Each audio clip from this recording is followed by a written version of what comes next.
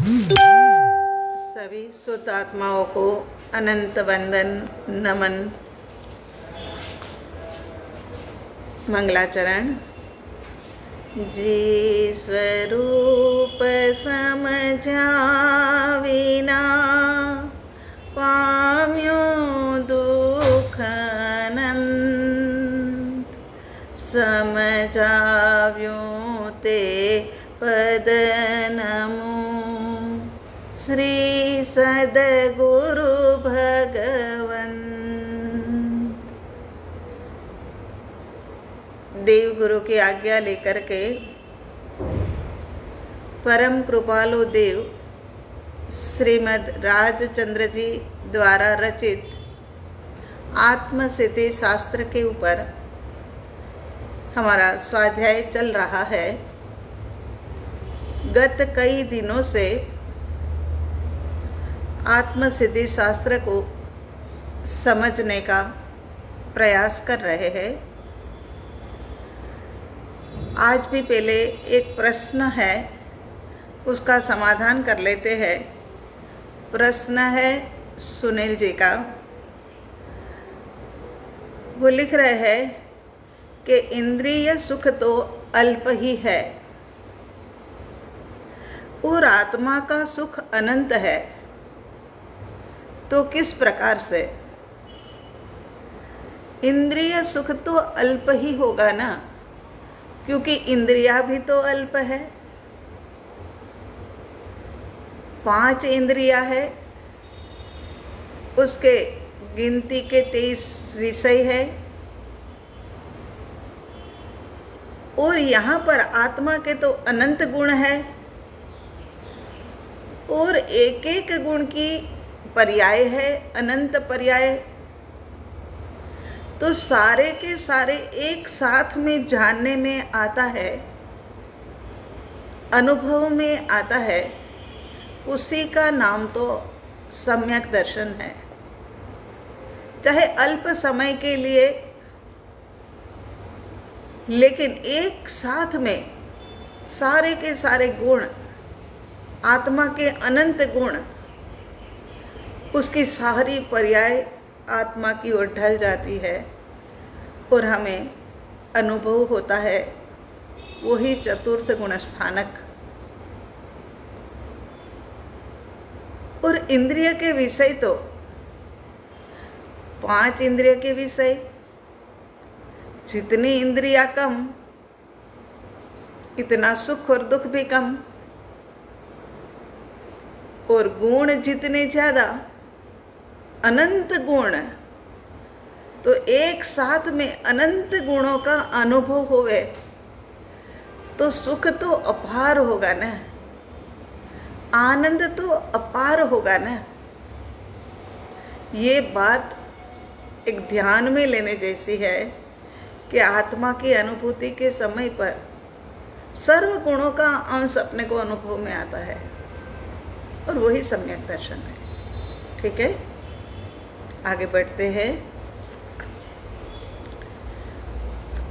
हमारा आत्मसिद्धि शास्त्र के ऊपर गाथा नंबर 90 के ऊपर हम आए हैं। कल हमने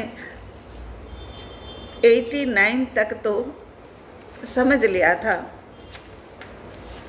लास्ट में हमने सविकल्प निर्जरा और अविकल्प निर्जरा, उसको सविपाक निर्जरा और अविपाक निर्जरा ये भी कहा जाता है।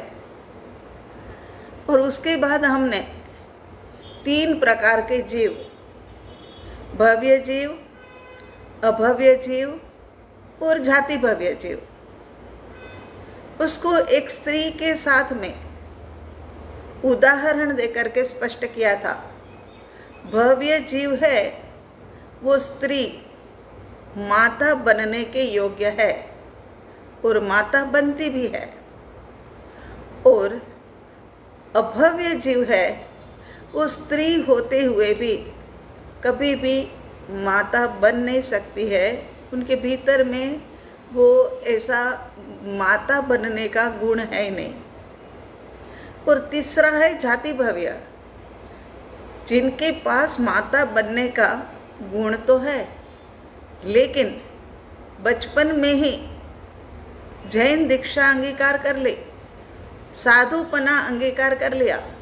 वो साधुपना अंगीकार करने के कारण से अब उनके पास सारी ये मतलब सब गुण होने पर भी वो माता नहीं बन सकती। इस प्रकार से 3 प्रकार के जीव की बात हमने कल लास्ट में की थी।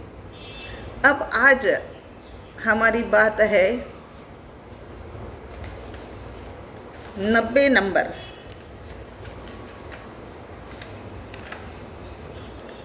तो 90 नंबर की गाथा के अंदर में अब समाधान शुरू होता है।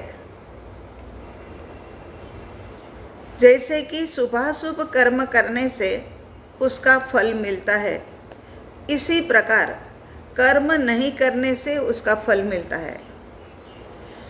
जो जो क्रिया है ना, शुभाशुभ कार्य करना, ये भी एक क्रिया है, और निवृत्ति के अंदर में आ जाना वो भी एक प्रकार से निवृत्ति कार्य है। तो उसके अंदर में क्या है कि उसका भी फल है। जैसे शुभाशुभ का फल है, ऐसे निवृत्ति का भी फल है। कोई भी क्रिया वंध्य नहीं होती है, बिना फल दिए हुए चली जाए ऐसा नहीं होता है। शुभ अशुभ भी अपने कर्म का फल देने वाली है, और जो निवृत्ति शुभाशुभ से निवृत्त हो जाते हैं, वो निवृत्ति रूप जो स्थिति है वो भी फल देने वाली है। कोई भी क्रिया अफल नहीं होती है, निवृत्ति का भी फल है। जैसे शुभाशुभ का फल जो है वो देवादि गति, और अशुभ का जो है वो नरकादि गति। इसी प्रकार से निवृत्ति का मोक्ष प्राप्ति। शिष्य ने 87 नंबर की गाथा के अंदर में अपनी बात रखते हुए कहा था कि मोक्ष संभवित होने पर भी अनंत काल बीत गया। एक नई नई नई नई बातें उनके दिमाग में आती है ना। तो अब कहते हैं कि अगर मोक्ष संभवित है तो अनंत काल बीत गया। अनंत काल में भी मोक्ष तो हुआ ही नहीं है, और कर्ता भोक्ता जीव हो पणते नो नहीं मोक्ष, वित्यो काल अनंत पण वर्तमान छे दोष। अनंत काल तो बीता, मगर आज वर्तमान में भी यही दोष रह गया कि शुभ क्रिया और अशुभ क्रिया, शुभ क्रिया और अशुभ क्रिया। निवृत्ति का तो कहीं मतलब कहीं बात ही नहीं चल रही है। तो जीव के कर्ता भोक्ता पने का तो यथार्थ निर्णय हो गया है, लेकिन कर्ता भोक्ता पने के चक्र को नष्ट कैसे करें। अब ये इनको तो क्या है कि ये जो ज्ञाता, ये कर्ता भोक्ता पना जो है ना, उसके चक्कर को नष्ट करना है, स्वभाव के अंदर में आना है। अगर ये चक्र नष्ट हुए तो मोक्ष पद की प्राप्ति का निर्णय हो सकता है। तो यहाँ कहते हैं कि पूरी तरह से नष्ट हो जाए, पर यहाँ नहीं, वरना तो फिर यहाँ क्या है, परिभ्रमण ही परिभ्रमण, परिभ्रमण ही परिभ्रमण। शुभ करे तो परिभ्रमण, अशुभ करे तो परिभ्रमण। तो जीव के परिभ्रमण का कारण क्या है, उस परिभ्रमण का अंत किस प्रकार आ सकता है, ये रहस्य शिष्य को बता रहे हैं 90 नंबर की गाथा में।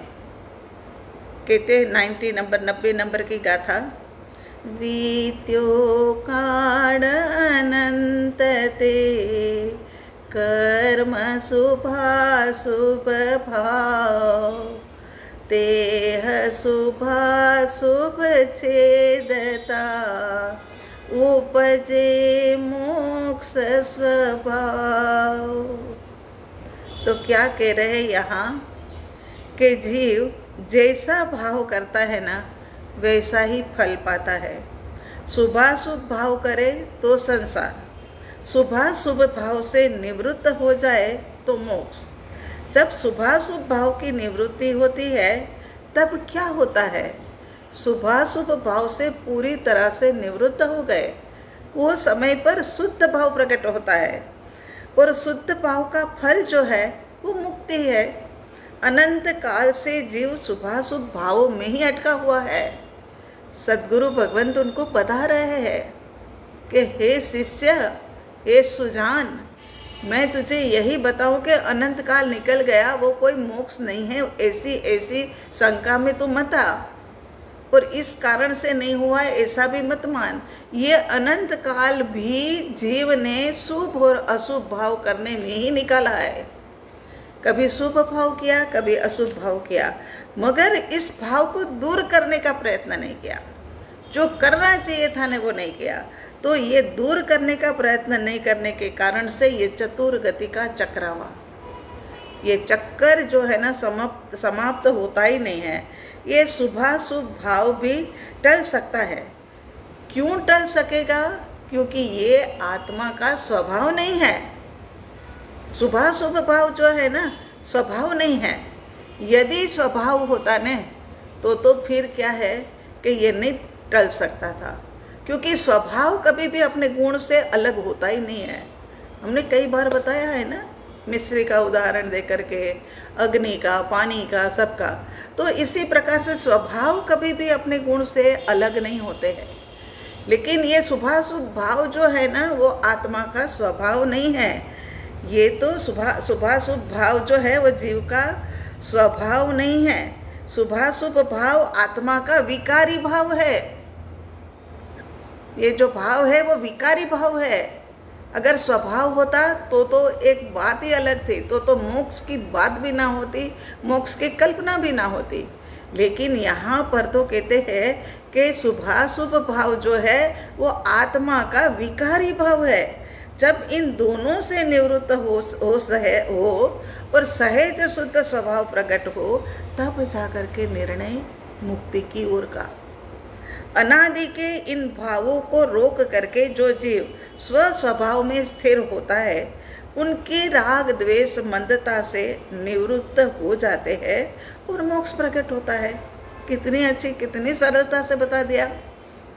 बस सद्गुरु भगवंत की यही विशेषता होती है कि इतना उलट पुलट होता है, उनको ऐसा आसान करके पिला देते हैं।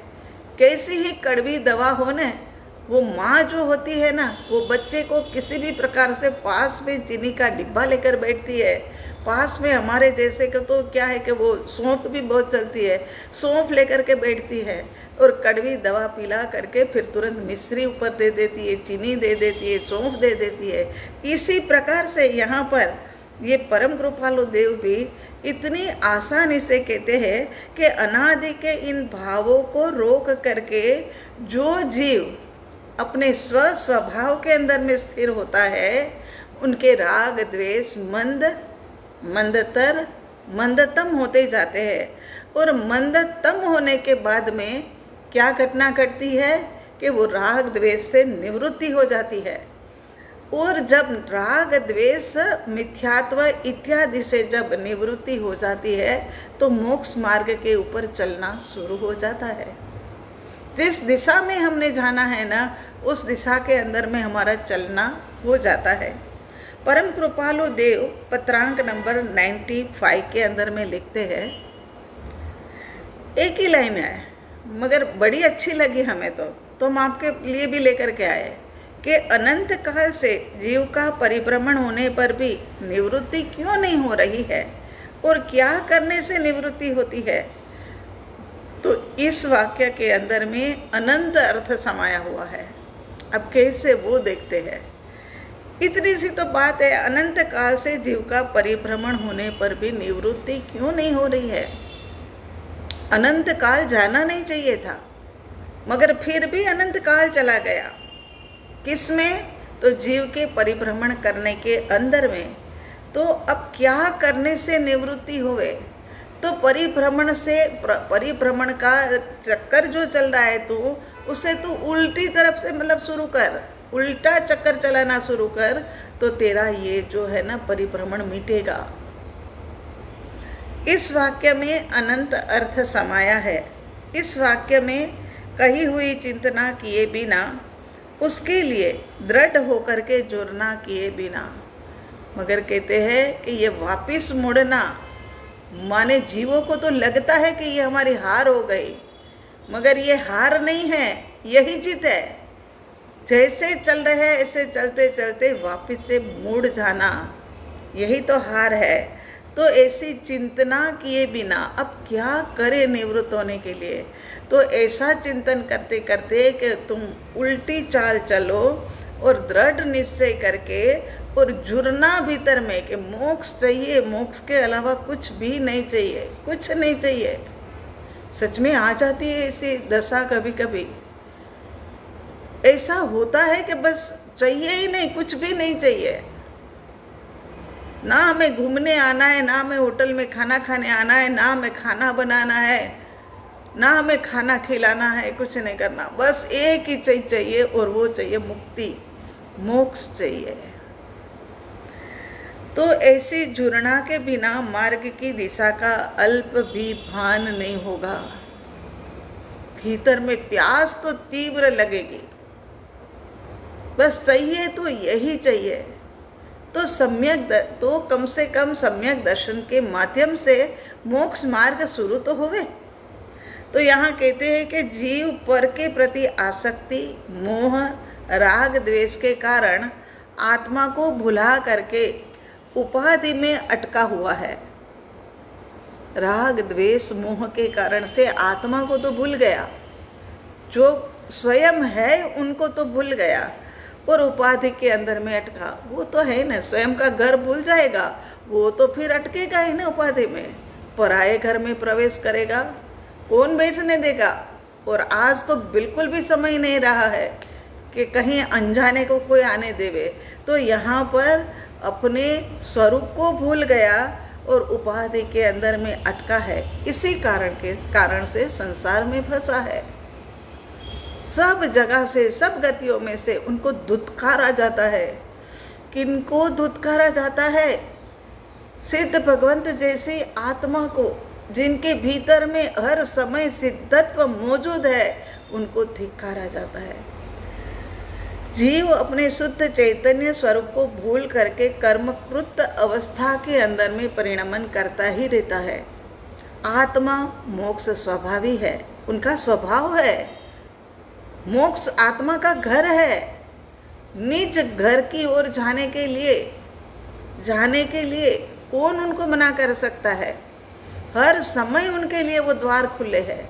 मगर भीतर में ऐसा पुरुषार्थ जगाओ, भीतर में ऐसी जुड़ना जगाओ। चाहिए तो बस एक ही चीज चाहिए और वो चाहिए मुक्ति। आत्मा तो मोक्ष स्वभावी है। आत्मा और मोक्ष ये दोनों कभी भी अलग होने वाले ही नहीं है। बाद में पीछे में आएगा। अभी तो बहुत बढ़िया बढ़िया गाथा आने वाली है कि तू छो मोक्ष स्वरूप। इस वक्त वर्तमान समय में भी तो तुम मोक्ष स्वरूपी सिद्ध आत्मा समान ही जीव हो।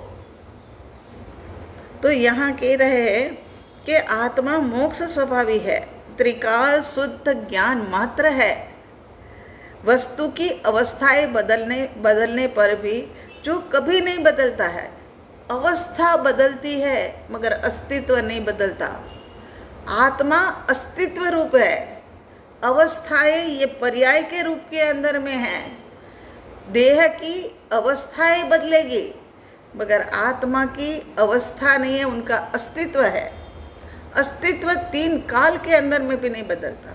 अवस्थाएं जो होती है वो तो नाशवंत है, अवस्थाएं जो है वो क्षणिक है और अस्तित्व जो है वो कायम रहने वाला है, सदा काल टिक करके रहने वाला है।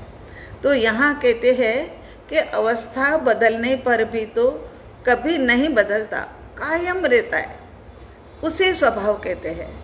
वो स्वभाव रूप, हाँ, मोक्ष तो उनका स्वभाव है और उनको कैसे छोड़ा जा सकता है? अरे सम्राट बनकर के, दिनहीन बनकर के इधर उधर घूम रहे हैं। जिसने अपने शुद्ध स्वभाव का निर्णय किया है, ऐसा आत्मार्थी जीव जानता है कि मेरे में शुभाशुभ भाव रूपी विकार है। जिसने अपने शुद्ध स्वरूप का निर्णय किया है ना, उनको भी पता है, उनको भी ऐसे आत्मार्थी जीव है, इसीलिए पता है। आपको और मेरे को नहीं पता, हमें कहाँ इतनी पड़ी है ना? तो हमें नहीं पता है कि ऐसे मतलब हमारे अंदर में भी विकार है। हम तो कहते हम तो बहुत धर्मी हैं, हम तो बहुत ही 4 बजे में उठ करके ध्यान करते हैं, हम तो ये करते हैं वो करते हैं, ऐसा बोलने लग जाते हैं। लेकिन यहाँ पर कहते हैं कि शुद्ध स्वभाव का निर्णय किया है, ऐसा आत्मार्थी जीव जानता है कि मेरे भीतर में भी शुभाशुभ राग और शुभाशुभ विकारी भाव पड़े हुए हैं। वह स्वभावभूत नहीं है। जो ये शुभाशुभ भाव है वो स्वभावभूत नहीं है, हमारा स्वभाव नहीं है। और हमारा स्वभाव नहीं होने के कारण से तो अनंता सिद्ध हो गए, अनंता केवली हो गए और करोड़ों केवली हो गए और अरिहंत परमात्मा बन गए। अगर विकारी भाव खुद का स्वभाव होता तो कभी भी संभव नहीं था, मगर ऐसा नहीं है। मेरे में आरोपित किया गया हुआ है। ये जो शुभाशुभ भाव है ना, वो तो मेरे में आरोपित किया गया है और हम करते ही है। बच्चा थोड़ा सा समझदार होने लगे ना, तुरंत हम पहले सिखाएंगे उनको, बोलो नमो अरिहंताणं। ये तो खैर बहुत अच्छी बात है, मगर ये जाएगा तो शुभ के अंदर में। इसके बजाय ये बोला जाए कि बोलो मैं सिद्ध भगवंत हूँ, मैं आत्मा हूँ, ये बातें बताई जाए। क्योंकि चाहे सिद्ध भगवंत का आश्रय ले लेवे, चाहे अरिहंत परमात्मा का आश्रय ले लेवे, चाहे जिन शासन देवों का आश्रय ले लेवे, मगर एक बात याद रखनी होगी कि त्रिकाली का आश्रय लेने के बाद है ना जीव की मुक्ति हो सकती है। वो सब हमारे से पर है। अरिहंत परमात्मा भी पर है, सिद्ध भगवंत भी पर है, सदगुरु भगवंत भी पर है, ये सब हमारे से पर है। और जो स्व है वो स्वरूप है। तो यहाँ क्या कह रहे हैं कि ये बाहर से आरोपित किया गया है शुभ भाव और अशुभ भाव, है ना। बच्चे को बचपन से ये तेरी बोल है ना, तू अंदर छुपा के रख दे, वरना तेरा साथ वाला अभी दोस्त आएगा ना, वो ले जाएगा। ये अशुभ भाव डाले हैं। इसी प्रकार से ये तो मेरे भीतर में आरोपित किया गया है।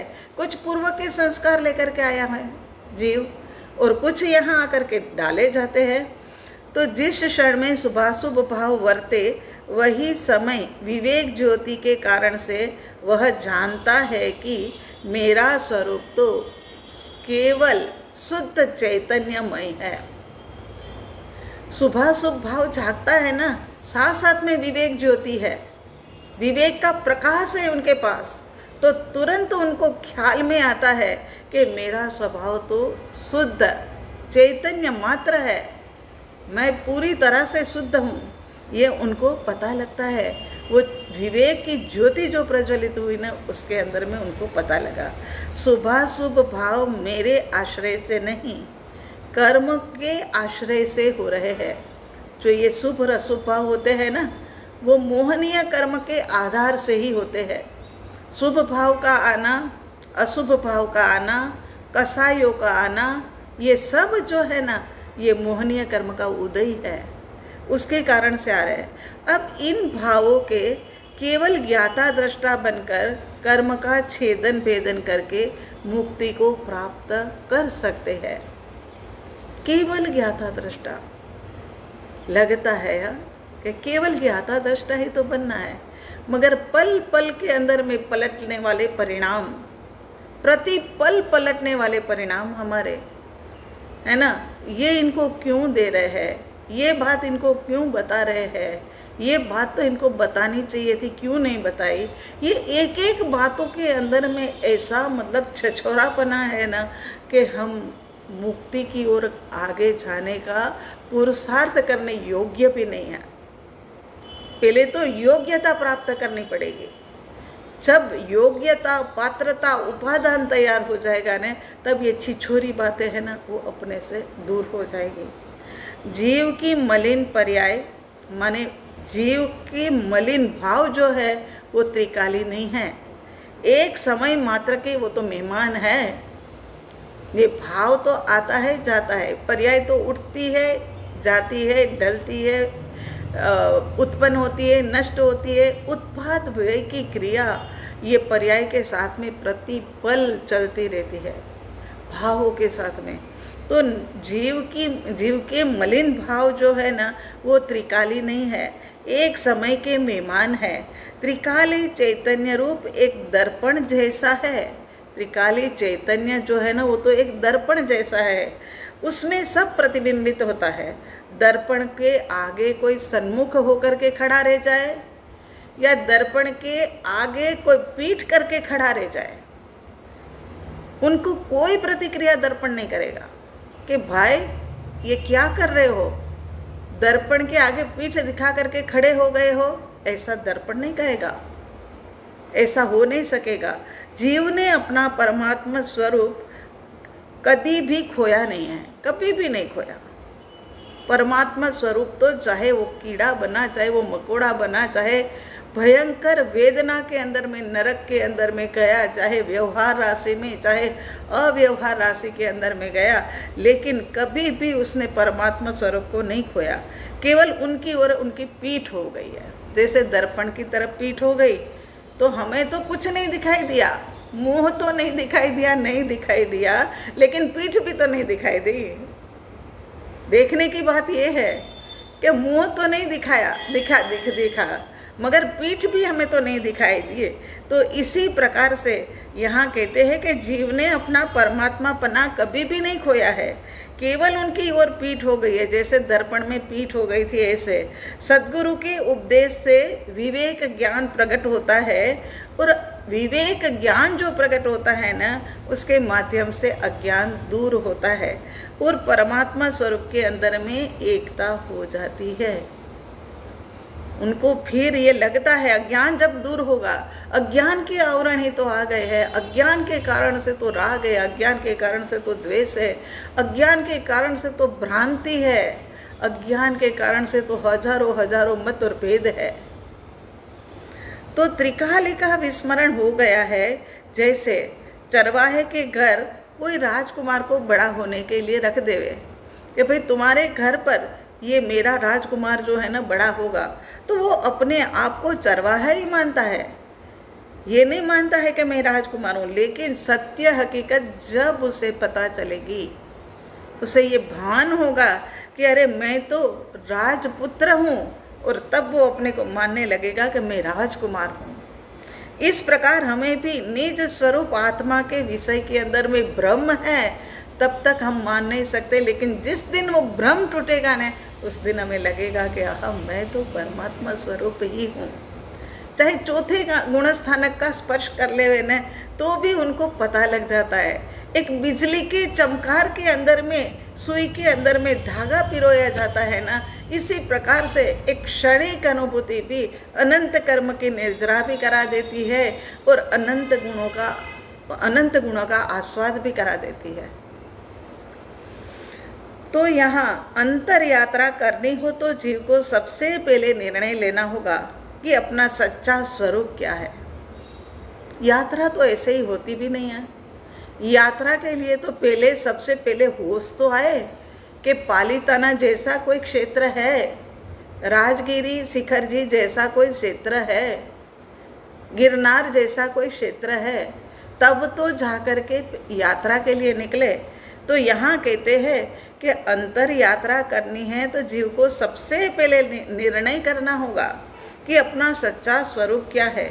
सबसे भिन्न अपने स्वरूप को जानना बहुत आवश्यक है। एक क्षेत्रावगाही रहा हुआ शरीर, उससे अपनापन तोड़ना होगा। अज्ञानी के ये कार्य अज्ञानी को अत्यंत कठिन लगते हैं। ये कार्य अज्ञानी को बहुत कठिन लगता है। अरे कैसे तादात्म्य तोड़ा जाए, कैसे मेरे मेरे मेरे मेरे जिसको आज दिन तक किया है उनको मेरे नहीं ऐसे कैसे किया जाए। मगर करना पड़ेगा, आज नहीं तो कल, कल नहीं तो परसों, परसों नहीं तो बरसों, पर बरसों नहीं तो जन्मों जन्म के बाद यदि मुक्त होने की भावना है तो ऐसा करना पड़ेगा। ये भी मेरा नहीं, ये भी मेरा नहीं, और करना ही पड़ता है ना। जाने वाला जब चला जाता है तो सब छोड़ करके ही तो जाता है।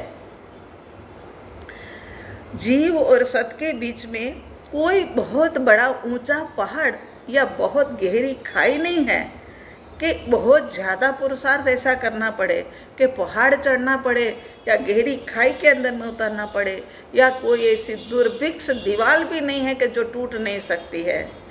तोड़ना है तो केवल अज्ञानता को तोड़ना है, भ्रांति को तोड़ना है। तो यहाँ यदि जीव चाहे तो क्षण के अंदर में ये जो भेद है ना उसको मिटा सकता है। जैसे अगरबत्ती का धुआं होता है ना, उसको एक फूंक मारो ना तो इधर उधर हो जाता है। उसके लिए फिर है ना पंखा चलाने की भी जरूरत नहीं, कोई ज़रूरत नहीं कुछ भी, कि भाई हमारी ओर आ रहा है धुआं और खांसी उठ रही है तो जरा से हल्की सी फूंक लगा दो, वो धुआं तुरंत इधर उधर हो जाता है। इसी प्रकार से हमें हमारा अज्ञान जो है ना वो भी हटाया जा सकता है। ज्ञानी पुरुष कहते हैं कि हे जीव, ये ज्ञानी पुरुष की वाणी ही ऐसी होती है कि हे जीव, सम्राट होने का अवसर आया है और अब तो तू भिखारीपना तेरा छोड़। सही बात है, सम्राट बनने का अवसर तो आया है।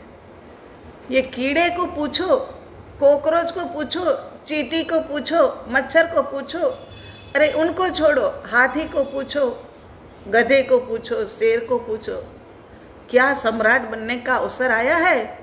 नहीं। मगर ज्ञानी पुरुष कह रहे हैं कि अब तो सम्राट बनने का अवसर आया है और भिखारीपना अब तुझे छोड़ना होगा। जीव की मान्यता में बैठना चाहिए कि मैं सम्राट हूँ, मैं शुद्ध हूँ, मैं बुद्ध हूँ, ये उनके अंदर में, और मैं परमात्मा स्वरूप हूँ, ये बैठ जाना चाहिए। बस आप लोग सब बिठा दो। मेरी इतनी ही अर्ज है कि मेरे होते हुए आप लोग अपने दिमाग के अंदर में ये बिठा दो कि मैं सिद्ध हूँ, मैं बुद्ध हूँ, मैं परमात्मा स्वरूप हूँ, मैं सम्राट हूँ। पर्याय में जो वर्त रहा है वो वर्ते, कर्म के उदय में जो वर्त रहा है वो वर्ते, मगर मैं तो हूँ तो अनंत गुणों की खान। कितना अच्छा लगता था वो वाला, अब तो वो भजन याद भी नहीं है। सविता जी के संथारा के समय पर जाते थे तब प्राय करते एक आध लाइन बोलते थे, मैं शुद्ध हूँ, मैं बुद्ध हूँ, मैं अनंत गुण की खदान हूँ, जीव चेतना, जीव चेतना, जीव सुन ले अब चेतना। अब चेतने की जरूरत है। बस यही एक अर्ज को स्वीकार कर लो। यदि शिष्य बनने के लिए योग्य समझते हो तो ये अर्जी को स्वीकार करो। राग द्वेष को मिटाओ। इसने ऐसा किया, उसने ऐसा किया, इसने ये नहीं दिया, उसने वो नहीं दिया, अरे छोड़ो झंझटों से। तो यहाँ कहते हैं कि मैं सम्राट हूँ, मैं सिद्ध हूँ, मैं बुद्ध हूँ, मैं परमात्मा स्वरूप हूँ, तो अभी ही प्रकट हो सके ऐसा स्वरूप है। एक बार तो कुछ समय के लिए, तो कुछ सेकंड के लिए तो तू उससे सब पर से परायापना कर और अपने से अपनापन कर। ज्ञान स्वरूप में एकाग्रता आए बिना चाहे तो जो उपाय करे, लेकिन सबसे कर्म का बंध है। जब तक अज्ञान नहीं मिटता है और ज्ञान स्वरूप के अंदर में एकाग्र नहीं होते हैं, तब तक चाहे जो भी 100 उपाय करेंगे, इतना दान करेंगे, इतना पुण्य करेंगे, इतनी हॉस्पिटल बनाएंगे, इतने मंदिर बनवाएंगे, लेकिन फिर भी सबके अंदर कर्म का बंध बंध बंध बंध ही है। शुभ शुभ के बिना जो त्रिकाली चैतन्य स्वरूप आत्म स्वभाव है, उसकी समझ प्रतीति स्थिरता से जो सम्यक ज्ञान, सम्यक दर्शन, सम्यक चारित्र रूप धर्म जो प्रकट होता है ना, वो ही एक पंचम गति का कारण है। 4 गति तो हमने आपको बता दी थी, 4 गति के कारण भी बता दिए थे। पंचम गति का कारण हमने कहा था कि आगे अभी आ रहा है। सम्यक ज्ञान दर्शन चारित्राणी मोक्ष मार्ग, मोक्ष के अंदर में जाने का कारण यही है। तो यहाँ पर आत्मा ने शुभाशुभ भाव किए और अनंत काल भटका। बस यही शुभाशुभ भाव आत्मा का आश्रय लेकर के किया जाए तो कर्मों का छेदन भेदन है।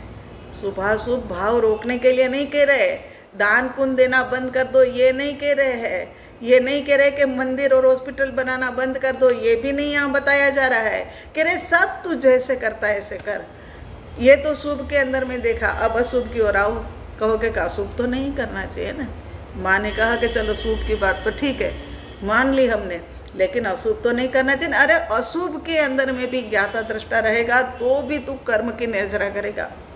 ये राग जो है ना उसको मैं जानने देखने वाला हूँ, ये द्वेष जो है ना उसको मैं जानने देखने वाला हूँ, ये जो उसको कहना पड़ रहा है वो मैं केवल जानने देखने वाला हूँ। बाहर की पर्याय के अंदर में कहना पड़ रहा है, लेकिन मैं इनका करता नहीं, मैं केवल जानने देखने वाला हूँ।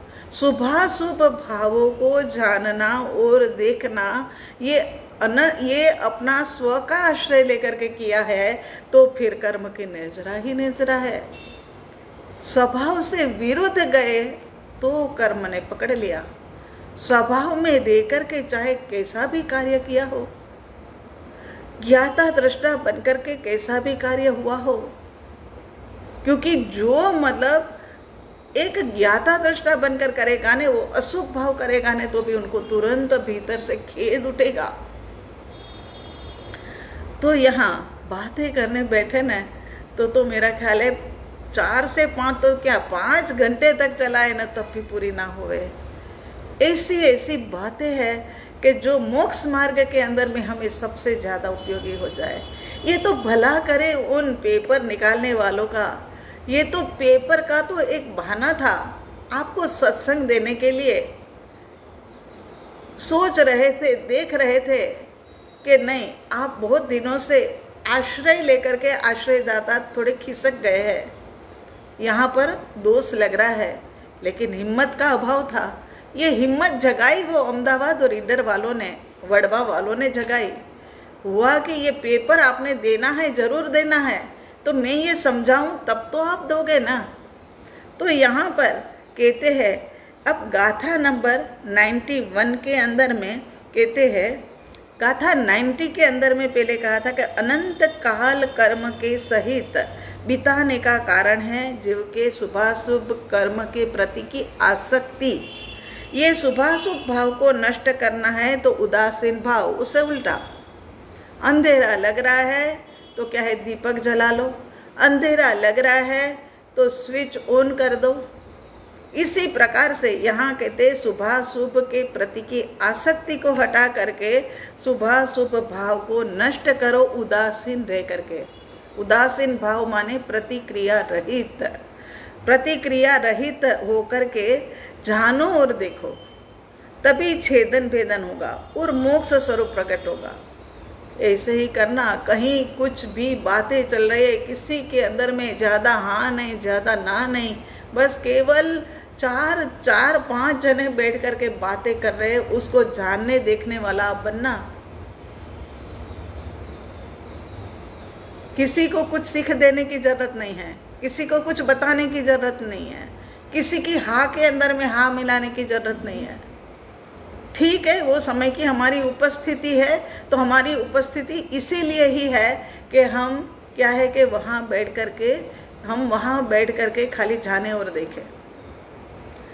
तो शिष्य ने आगे पूछा था कि शुभ करे फल भोगवे देवादि गति माए, अशुभ करे नरकादि फल कर्म रहित न क्याए। तो सद्गुरु देव यहाँ पर समाधान दे रहे, देहादिक संयोगनो आत्यंतिक वियोग सिद्ध मोक्ष शाश्वत पदे निज अनंत सुख भोग। 91 नंबर की गाथा। देह का संयोग वह जन्म, देह का वियोग वह मृत्यु। लेकिन देह का संयोग इस प्रकार से छूटे कि फिर से कभी संयोग ना हो माने उसका नाम है सिद्धावस्था। और वो सिद्धावस्था रूप मोक्ष है। जब स्वभाव की महिमा आती है तब वृत्ति स्वभाव में स्थिर होती है। स्वभाव की महिमा आती कि आहा मैं शुद्ध आत्मा, आहा असंख्यात प्रदेशी, जितना लोक के अंदर में प्रदेश है ना, इतना मेरे देह के अंदर में आत्मा के असंख्यात आत्म प्रदेश और अनंत गुण वाला, आहा आहा करते करते करते आहा अनंत शक्ति वाला, आहा अनंत धर्म वाला, आहा परम पारिणामिक स्वभाव वाला। तो यहाँ कहते हैं कि जब स्वभाव की महिमा आती है ना, तब वृत्ति स्वभाव में स्थिर होती है। परिणाम स्वरूप आत्मदृष्टि के बल से पुराने कर्म खिरते जाते हैं। जैसे ही दृष्टि यहाँ गई ना, एक प्रकार की ऊर्जा उत्पन्न हो गई, आहा ऊर्जा उत्पन्न हो गई, और ऊर्जा के अंदर में पुराने कर्म जो थे ना, वो सारे के सारे बिखरते गए, खिरते गए और कर्म की निर्जरा होती गई, और अंत में पूर्ण कर्म रहित दशा प्रकट होती है। यही तो सिद्ध दशा है। इसमें भी प्रबल पुरुषार्थ लगता है। ऐसी अवस्था प्राप्त करने के लिए ना जन्म ना मरण, देह का वियोग तो पहले बहुत बार हुआ, लेकिन कैसे वियोग नहीं हुआ, कैसा नहीं हुआ, गाथा में बताया, आत्यंतिक वियोग नहीं हुआ। आत्यंतिक माने मरने के बाद में फिर अब जन्म लेना ही ना पड़े, ऐसा नहीं हुआ। अब आगे कहते हैं कि आत्म विकास में मिथ्यात्व सबसे बड़ा अवरोध है। ज्ञान स्वभावी आत्मा की जब अनुभूति होती है, ये लिखते लिखते बीच में अपने साधना के भी कुछ अंश लिख ही देते हैं। तो यहाँ कह रहे हैं कि ज्ञान स्वभावी आत्मा की जब अनुभूति होती है, तब मिथ्यात्व माने उलट मान्यता जो है ना, वो बदल जाती है।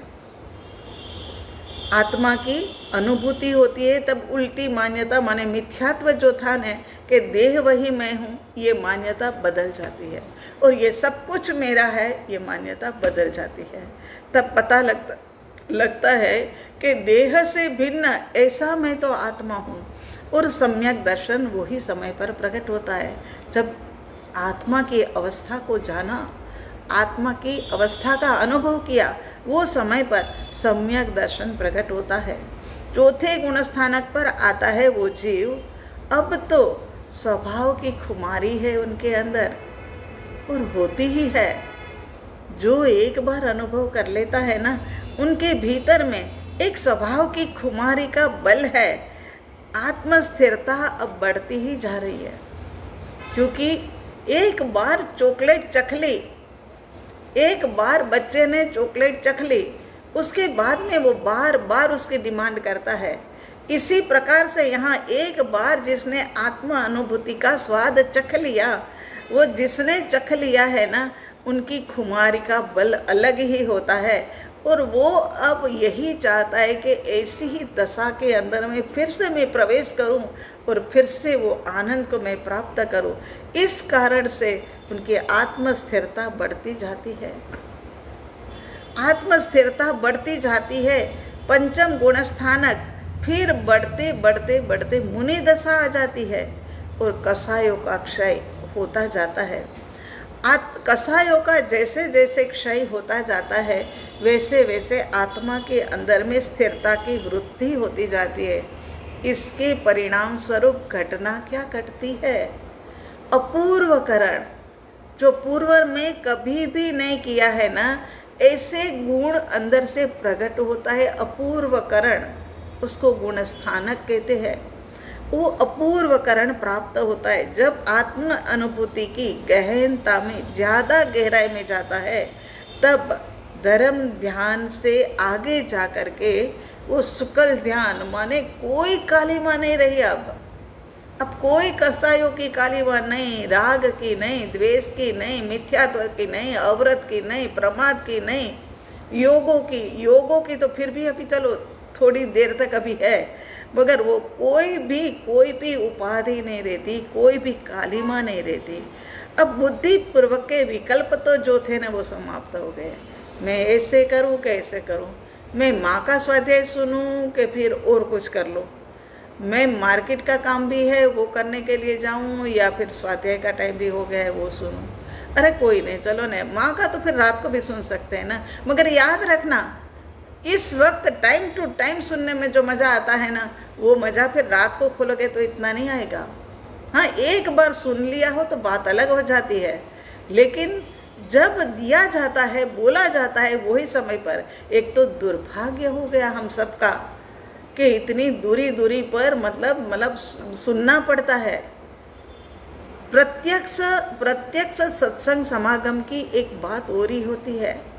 प्रत्यक्ष समागम के अंदर में हमारे सामने बैठे हुए जो होते हैं उनको तो वो तो हमें देखते ही देखते हैं, लेकिन सद्गुरु भगवान की दृष्टि अगर उनके ऊपर पड़ जाए ना तो उनका तो न्यारा वारा हो जाता है, उनका कल्याण हो जाता है। तो वो तो बात अब रही नहीं है।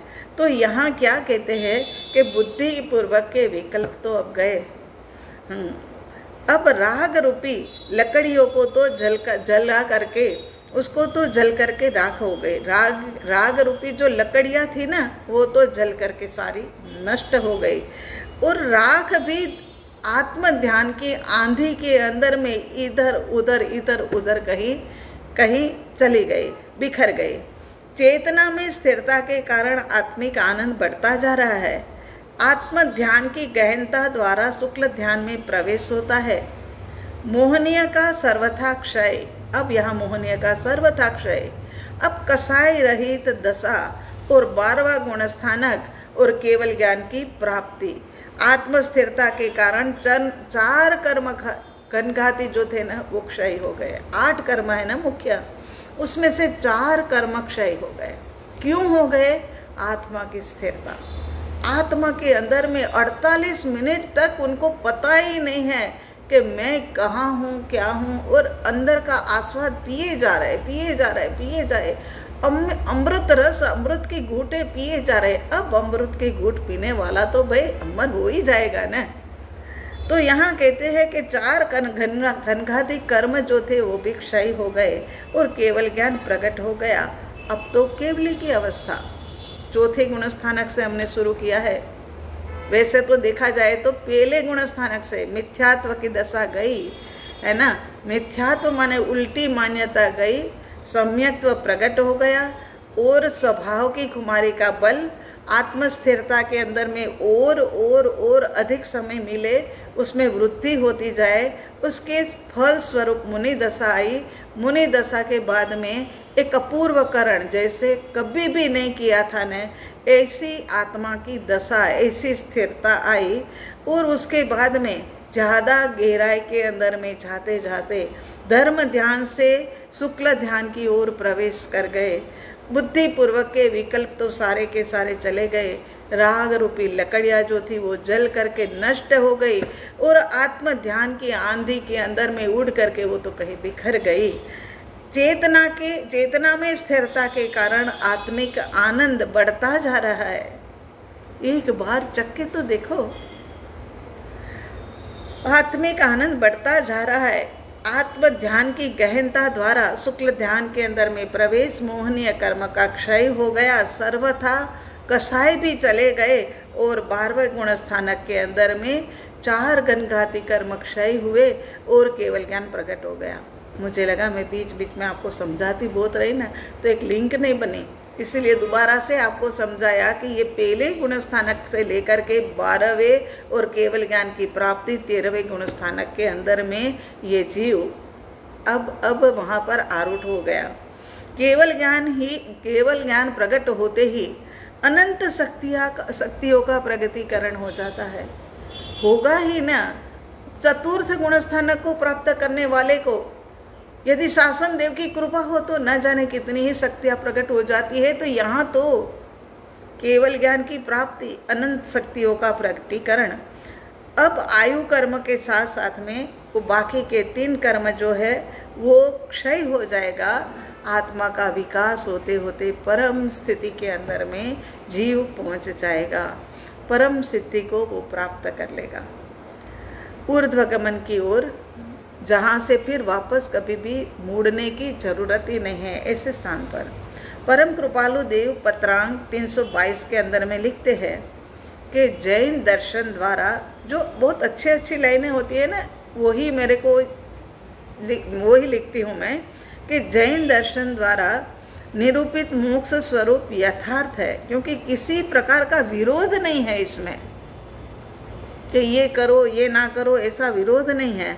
और ये इतना ही सुन ले वेने कि जैन दर्शन द्वारा निरूपित मोक्ष मार्ग यथार्थ है, सच्चा है, क्योंकि उसमें किसी भी प्रकार का विरोध नहीं है।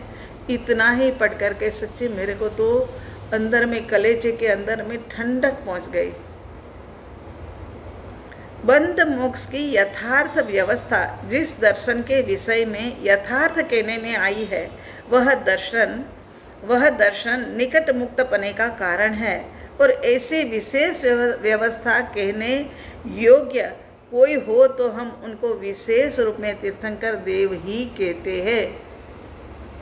कितनी अच्छी बात बताई कि बंध मोक्ष की यथार्थ व्यवस्था जिस दर्शन के विषय में यथार्थ कहने में आई है, एक जैन दर्शन ही बंध मोक्ष की बातें करेंगे। बाकी और जगह पर जाएंगे तो वो ऐसी बंध मोक्ष की बातें नहीं मिलती है। हाँ, ये है कि काना को सुलाओ, काना को उठाओ, काना को नहलाओ, काना को श्रृंगार करो, काना को भोजन कराओ, ये भी एक समर्पण भक्ति है। समर्पण भक्ति है, उनके प्रति समर्पित होकर के बस तेरा और मेरा दोनों का इतना एकत्व मतलब स्थापित हो गया है, ऐसा भाव है उसमें भी। तो यहाँ कहते हैं कि बंध मोक्ष की यथार्थ बात किसी ने नहीं कही, जैन दर्शन के अलावा किसी ने नहीं कही है। वह दर्शन निकट मुक्तपने का कारण है, और वो दर्शन हमारे सबके पास है, चाहे जैन है चाहे जैनेतर है, लेकिन सभी के पास है। ऐसी व्यवस्था कहने योग्य हो तो हम उनको विशेष रूप से तीर्थंकर परमात्मा ही कह सकते हैं। तीर्थंकर परमात्मा ही ये बात हमें बता सकते हैं। इस गाथा में देहातिक का आत्यंतिक वियोग माने फिर कभी भी संयोग होने वाला नहीं, ऐसी स्थिति के लिए जीव पुरुषार्थ करे तो मोक्ष पद प्राप्त करता है। इस बात की यहाँ स्पष्टता की है कि यहाँ क्या है कि आत्यंतिक वियोग हो जाए, ऐसी स्थिरता कि ये जो शरीर है ना, वो तो गौण हो गया, उनके लिए ये शरीर गौण हो गया है और आत्मा ही सर्वे सर्वा हो गई है।